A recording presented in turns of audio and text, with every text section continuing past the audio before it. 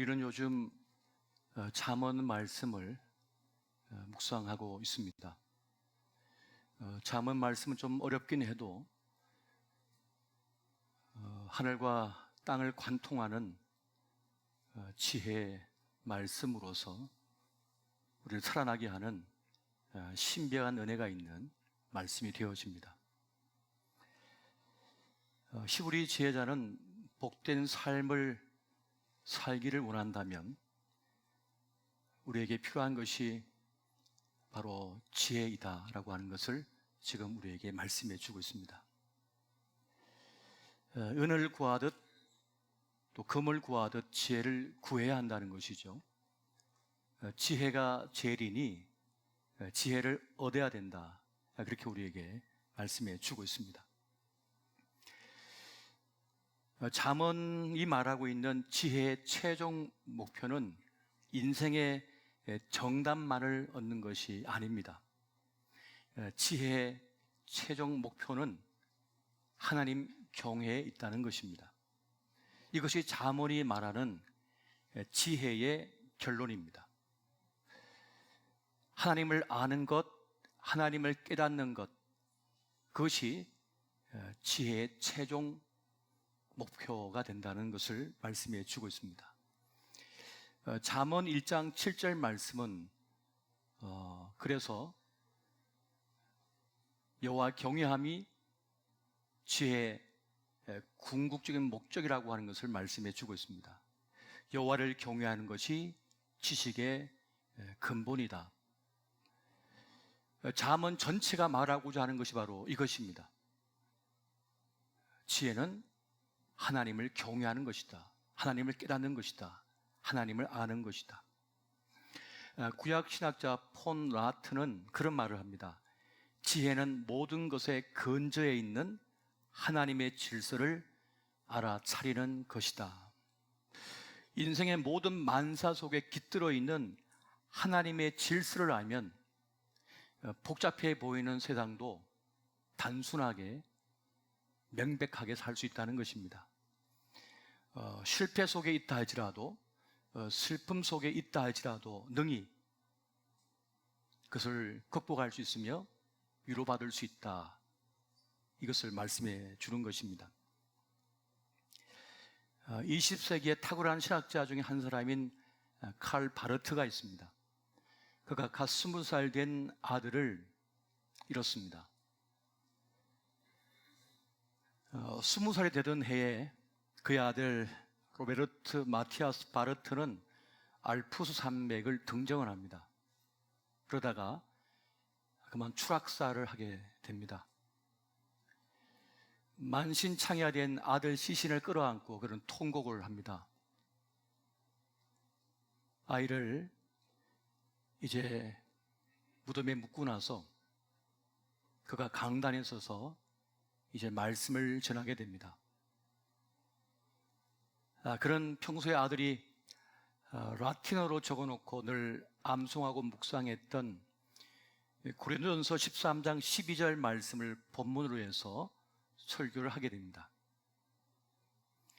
지금은 우리가 거울로 영상을 보듯이 희미하게 보지만은 그때에는 얼굴과 얼굴을 마주하여 볼 것입니다.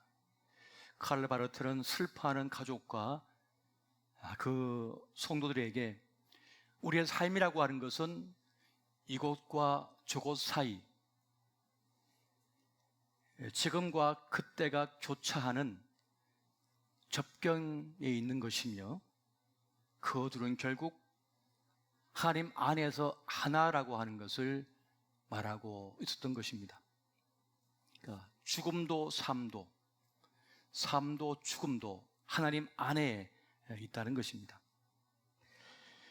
평택항 부두에서 아버지와 함께 컨테이너 해체 작업을 하던 20대의 알바생이 300kg이나 되는 그 철판에 깔려서 그만 세상을 떠나고 말았습니다.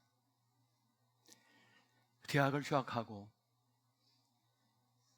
군대에 다녀와서 복학하기 전에 학비를 벌어서 아버지, 어머니 부담을 좀 덜게 해드리려고 아버지가 일하시던 곳에 가서 알바를 했던 것이었습니다. 그 일터에서 그만 아버지가 보는 앞에서 유명을 달리했습니다. 그 아버지의 휴대전화에는 그 아들의 전화번호가 이렇게 입력되어 있다고 해요. 내 삶의 희망.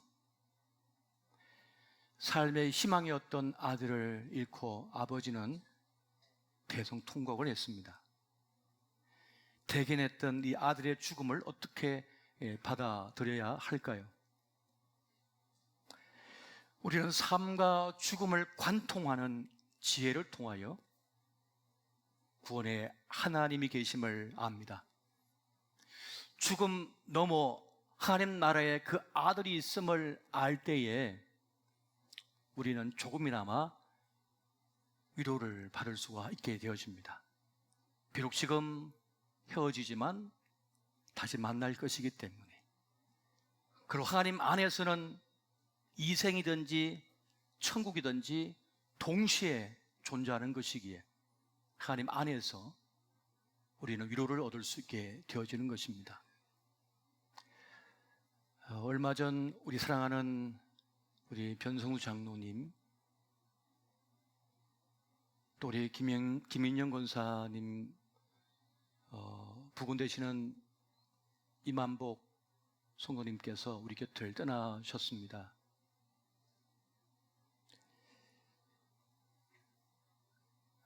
오래도록 곁에 계셨으면 참 좋겠지만 이 땅에 주어진 우리의 생애 시간은 그리 길지 않아 누구든 때가 되면 떠나게 됩니다.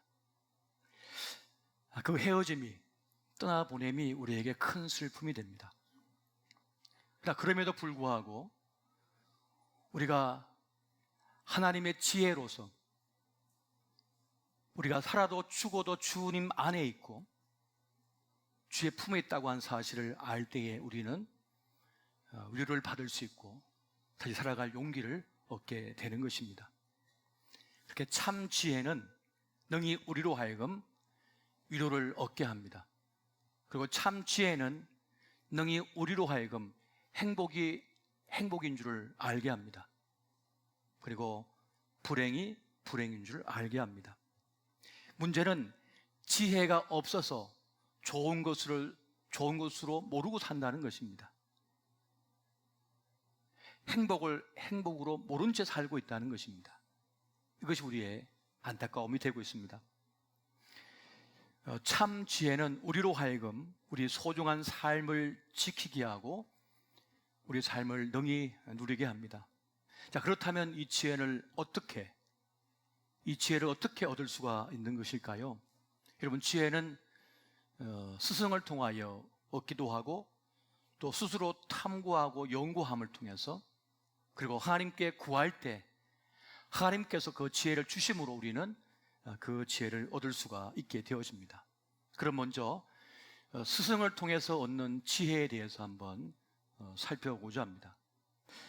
여러분, 하나님의 최고 전략은 언제나 사람이었습니다. 위기 때마다 하나님께서는 사람을 보내어서 사람을 살려냅니다. 슬픔에 빠진 이들을 사람을 보내서 위로하십니다. 돌아보시는 것이죠.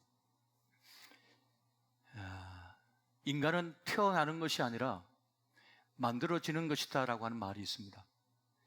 현재 나라고 하는 나 있음은 인생길에서 나를 만나 나에게 남겨두고 떠나간 이들의 흔적으로 내가 만들어졌다는 것입니다. 또 내가 살아간다는 것입니다. 그렇게 볼 때 나에게 가장 많은 흔적을 남겨두고 떠나신 분은 바로 우리의 부모님이 됩니다. 그리고 스승이 됩니다. 그리고 내 삶의 주변에 있었던 많은 이들이 됩니다. 하나님께서는 그 만남의 과정 속에 개입하셔서 우리를 돌보십니다. 그렇게 모든 만남은 사건을 일으킵니다. 우리는 살면서 의미 있게 느끼는 만남도 있고 의미를 두지 않는 만남도 있습니다. 하지만 의미가 있어 보이든 있어 보이지 않든 그 만남은 사건을 일으키고 우리의 생애의 시간에 흔적을 남기게 됩니다. 그러므로 여러분, 스승은 단순히 지식 전달자가 아닙니다. 스승은 제자를 지혜롭게 하는 사람입니다. 그래서 배운 지식을 낭비하지 않게 만듭니다. 그리고 고난을 허비하지 않게 돕습니다. 그래서 리더십에서 보면 멘토가 있는 사람, 스승이 있는 사람은 없는 사람과 비교할 때 10년에서 30년의 차이가 난다라고 하는 그런 말을 합니다. 멘토가 있는 사람은 황금 너겟을 얻는다고 그랬어요. 그러니까 조언을 얻는다는 거죠. 진실된 가르침을 얻게 된다는 것입니다. 사실 사람들은 어리석게도 자기 파괴적인 행동을 반복합니다. 그듭 넘어진 데서 또 넘어집니다. 술로 망가진 사람이 또 술로 망가져요. 인간관계에 망가진 사람이 또 인간관계에서 망가져요. 이것을 멈추게 하고 살 길을 가도록 돕는 손길, 그 가르침이 바로 스승, 멘토를 통해서 주어진다는 겁니다. 그래서 멘토는 쓸데없는 방황을 하지 않도록 막아줍니다. 시간 낭비, 돈 낭비, 인생 낭비하지 않도록 돕는 그 손길이 바로 스승의 손길이요, 멘토의 손길이 되어집니다. 그런데 여러분, 중요한 것이 있습니다. 아무에게나 스승이 주어지지 않는다고 하는 사실입니다. 멘토는 아무에게나 주어지지 않습니다. 찾고 두드리는 자, 크게 외쳐 구하는 자에게 주어집니다. 찾고 구하고 두드리고 부르짖는 자에게 주어지는 것이죠. 잠언 8장 33절, 우리 34절 말씀을 우리 같이 한번 보겠습니다. 훈계를 들어서 지혜를 얻어라. 그것을 버리지 말라. 누구든지 내게 들으며 날마다 내 문 곁에 기다리며 문설주 옆에서 기다리는 자는 복이 있나니. 지혜를 소중히 여겨서 절대 그걸 놓치지 않는 사람, 문 곁에 서서 문설주 옆에 서서 그 지혜를 계속 기다리는 사람이 그 지혜의 말씀을 가진 스승을 얻을 수 있다는 겁니다. 신명기 34장 9절 보니까 이렇게 말씀합니다. 모세가 눈의 아들 요수아에게 안수하였으므로 그에게 지혜의 영이 충만하니 이스라엘 자손이 여호와께서 모세에게 명령하신 대로 요수아의 말을 순종하였더라. 지혜의 영이 그에게 부어졌고 그 지혜로 말미암아 그 백성들을 통솔하며 이끌어갈 때 따르게 되었다는 것을 말씀해 주고 있습니다. 하늘과 땅을 간통하는 지혜, 통찰력인 것이죠. 도저히 납득이 되지 않고 이해가 되지 않는데 그래서 해버리는 거예요. 그게 뭡니까? 주는 자가 복이 있다. 주는 건 낭비인데 왜 내가 땀 흘려 번 걸 남에게 주냐고요. 남의 입에 왜 넣어주냐고요. 나만 잘 살면 되지 왜 딴 사람 잘 사는 걸 봐야 되냐고요. 그래서 주님께서 말씀합니다. 그가 살아야 너도 산다. 저 나무가 살아야 너라는 나무도 산다. 숲이 있어야 너도 있다는 거죠.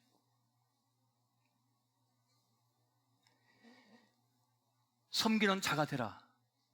섬기는 자가 되면 지는 것 같은데 그것이 네가 사는 길이다. 통찰인 거죠. 하나님의 지혜는 관통해 버립니다.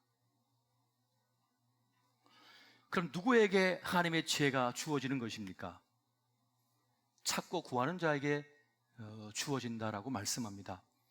야고보서 1장 5절 보니까 너희 중에 누구든지 지혜가 부족하거든 모든 사람에게 후히 주시고 꾸짖지 아니하시는 하나님께 구하라. 그리하면 주시리라 라고 말씀합니다. 여러분, 누가 구할 수가 있습니까? 나는 몰라. 난 모르겠어. 나는 부족해. 나는 한계에 다다랐어. 하는 사람이 지혜를 구합니다. 난 괜찮아. 난 멀쩡해. 난 똑똑해. 난 잘나서. 난 성공한 사람이야 라고 하는 사람은 구하지 않습니다. 하나님께 구하는 것은 어떠한 것일까요?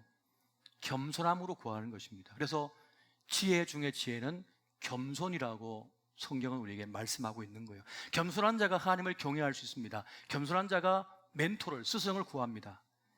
겸손한 자만이 능히 배울 능력을 가지게 되는 것입니다. 그래서 탈무드에서는 가장 훌륭한 지혜는 바로 겸손의 지혜라고 우리에게 말씀해 주고 있습니다. 외줄타기의 명인인 닉 왈렌다라고 하는 사람이 있어요. 그런 나야가라 폭포를 외줄 타고 걷는 사람입니다. 그리고 그랜드 캐년, 그 광활한 넓은 그리고 높은 그 계곡을 외줄 타고 걷는 사람입니다. 그래서 언론에서 그를 방송에서 말이죠, 인터뷰하고 모시기 위해서 수억 혹은 수십억을 제시해. 그와 이 토크쇼 하는 걸 따기 위해서 말이죠. 얼마나 유명한 사람인지 몰라요. 그래서 디스커버리 채널에서 그를 촬영한 적이 있어요. 그런데 그가 그 외줄타기를 하고 나면 꼭 주변에 있는 쓰레기를 1시간, 2시간, 3시간 계속 줍는 걸 발견하게 됩니다. 그리고 계속 뭐가 중얼중얼 하면서 뭔가 계속 주워요. 쓰레기를 주워요. 손이 더러워져 가면서. 그래서 기자가 묻죠. 왜 그렇게 하냐? 내가 겸손을 잃는 순간 자만에 빠져서 그 외줄에서 추락할 수 있기 때문에. 그러면 내 명성, 내가 살아온 땅, 아파트 무엇이 되냐? 누구 것이 되겠는가? 그럼 뭘 이렇게 중얼중얼 하냐고 물어요. 잘 들어보세요 하고 그냥 지나갔는데 나중에 들어보니까 주를 찬양하라, 주를 찬양하라, 주를 찬양하라, 계속 그렇게 중얼거리면서 쓰레기를 줍더라는 것이죠. 자만하지 않고 교만하지 않을 겸손의 장치를 그가 가지고 있었음을 여기서 발견하게 됩니다. 넘어지지 않은 이유가 바로 여기에 있었던 것이죠. 야고보서 4장 6절은 이렇게 말씀합니다. 그러나 또 큰 은혜를 주시나니 그러므로 일렀으되 하나님이 교만한 자를 물리치시고 겸손한 자에게 은혜를 주신다 하였느니라. 하나님의 은혜를 얻기 위하여 그런 겸손을 지켰습니다. 여러분, 교만은 스스로를 망가뜨리지만 겸손은 나를 지키고 나를 살려내는 것입니다. 잠언 29장 23절 같이 한번 보겠습니다. 사람이 교만하면 낮아지게 되겠고 마음이 겸손하면 명예를 얻으리라. 아멘. 여러분, 겸손한 사람은 자기의 부족함을 아는 사람인 거죠. 자기가 부족함을 아는 사람은 뭔가 배우려고 하고 뭔가를 자꾸 물어보는 거예요. 여러분, 일론 머스크라고 하는 사람이 있습니다. 테슬라라고 하는 전기 자동차를 만든 회장이에요. 그리고 그는 스페이스 X라고 하는 사업을 했죠. 보통은 나사에서 우주 왕복선을 지구 밖으로 보내는데 이 사람은 자기 사업부예요. 그래서 돈만 내면 우주선을 갖다가 띄워서 지구 밖에 갔다 오게 했어요. 그의 꿈은 이 지구가 이제 망하게 되면 화성에다가 식민지를 건설하는 거예요. 그래서 인류를 살려내겠다라고 하는 그런 포부를 가지고 있는 사람입니다.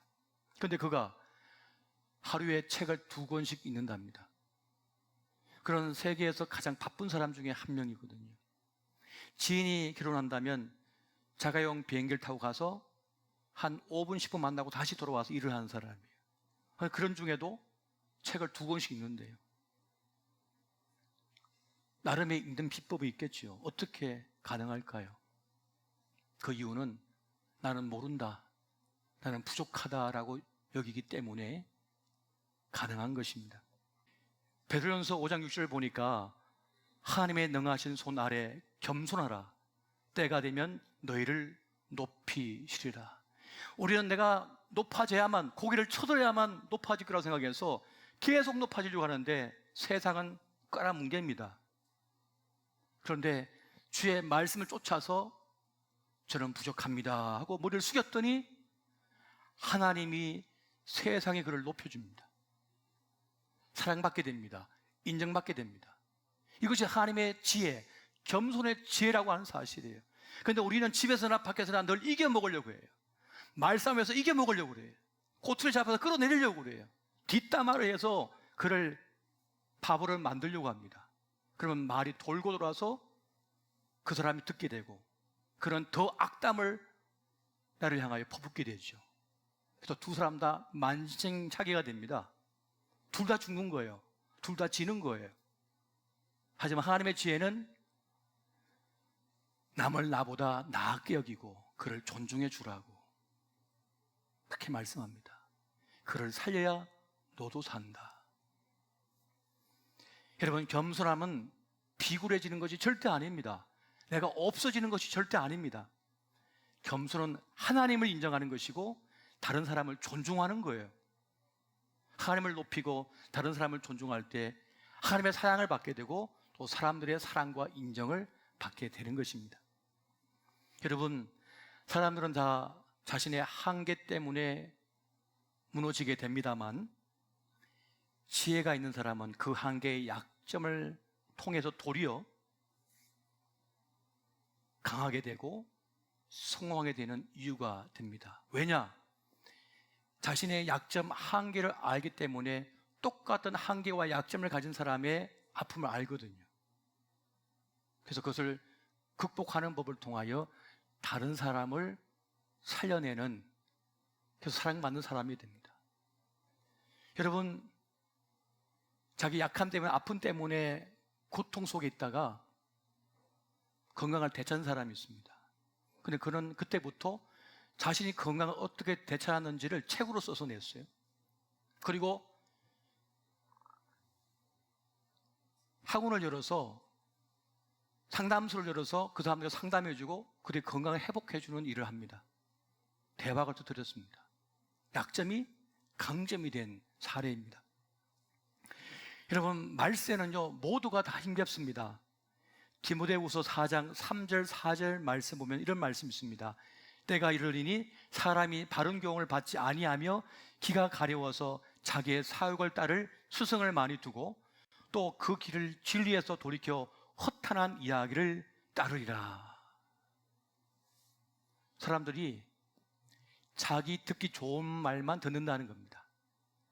자기 생각하고 맞는 사람만 친구를 먹는다는 거예요.